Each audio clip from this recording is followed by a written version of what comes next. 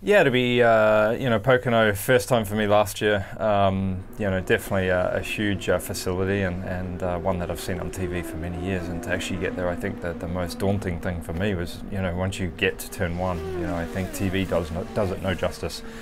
So going into turn one at 225 miles an hour, whatever, and not lifting, and the banking and just the sheer size of the track is pretty cool. So for me it was a fun time, and obviously last year a huge event for us and a turning event for us in the championship and sweeping the podium for Target Racing's 100th win, Honda's 200th win at that point. So it was pretty special for myself, Charlie, and Dario to be on the podium that day.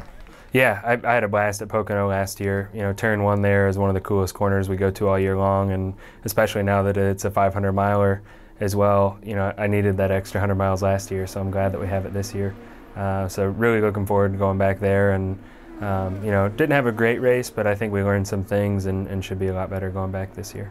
Yeah, I thought it was a good start. Hopefully we can build on it, but I felt like there was a lot of enthusiasm, coming back to that market, and we didn't fill the place up, but I thought Brandon and Nick and the guys at Pocono did a great job the first year, and hopefully everyone liked what they saw, and we'll come back out this year. Yeah, the race at Pocono last year was a lot of fun. It's not an oval, I guess you can call it a triangle, but as a racetrack it's very challenging for us as drivers, as well as the teams and the engineers, because all three corners are totally different. And there seemed to be this really interesting balance between the car through turn one and the car through turn three. If you were really good in one, you were really loose in three, and if you were really good in three, you couldn't hardly make it through one. And I thought all weekend that two was going to be easy flat, and then I got behind a line of 10 cars going through there the first time, thought that's not flat nor easy.